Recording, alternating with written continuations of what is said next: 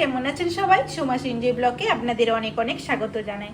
আজকে বানাবো chicken lollipop. Lollipop বানানোর জন্য কি কি লাগছে দেখে নিই।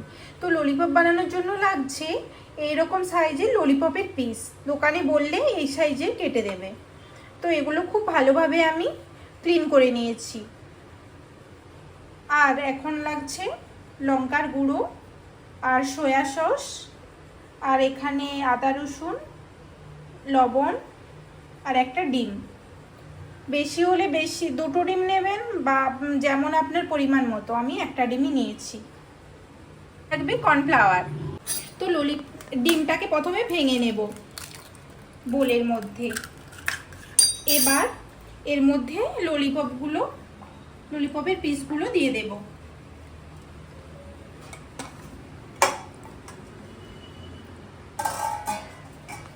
এতে দিয়ে দেব আদা রসুনের পেস্ট।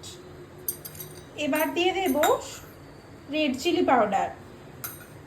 এবার দিয়ে দেব ডার্ক সোয়া সস। এবার দিয়ে দেব পরিমাণ মতো লবণ। সবকিছু একসাথে খুব ভালোভাবে ম্যাগনেট করে নেব।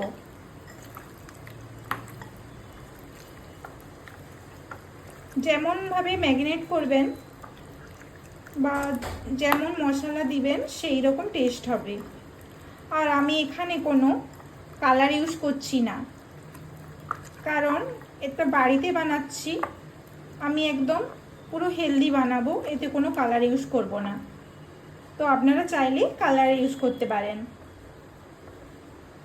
এখন লাস্ট দিয়ে দেব কর্নফ্লাওয়ারের গুঁড়ো।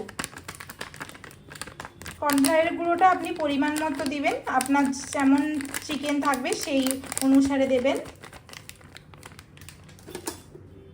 তো কর্নফ্লাওয়ারটাও খুব ভালোভাবে আমি এর সাথে ম্যাগনেট করে নেব।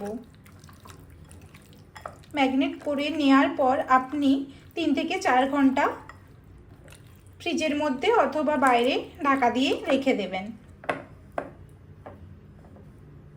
ওটা ম্যাগনেট করার পর এটা হলো ফাইনাল লুক।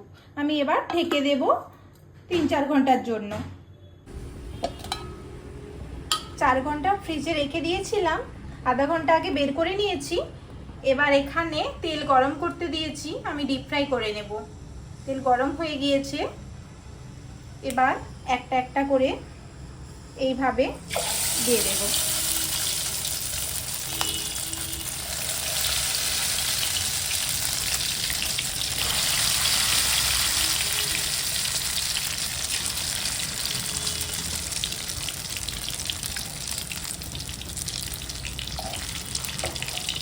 এগুলো প্রথমে লো ফ্লেমে, তারপর হাই ফ্লেমে দিয়ে ডিপ ফ্রাই করে নেব। ফ্লেমে দেওয়ার পর হাই ফ্লেমে দিয়ে দিয়েছি এবং উল্টে পাল্টে ভেজে নিচ্ছি। লাল লাল করে ভেজে নেব। দেখুন সবগুলো উল্টে পাল্টে কেমন ভেজে নিয়েছি, আর বাকিগুলো এইভাবেই ভেজে নেব। ললিপপের কালারও চলে আসছে। দেখুন ললিপপ আমি রেডি করে নিয়েছি। এখন সিলভারের এই ফয়েল পেপারগুলোকে ভালোভাবে দোকানের মতো এইভাবে মুড়ে নিতে হবে। একদম হোটেলের মতো দেখতে লাগবে তবেই। তো আর অপেক্ষা করতে পারছি না, এবার আমি খেয়েই নেব টেস্ট কেমন হয়েছে সেটা দেখার জন্য। ডেলিশিয়াস হয়েছে কিন্তু। যদি ভালো লাগে সাবস্ক্রাইব করে দেবেন। Thank you.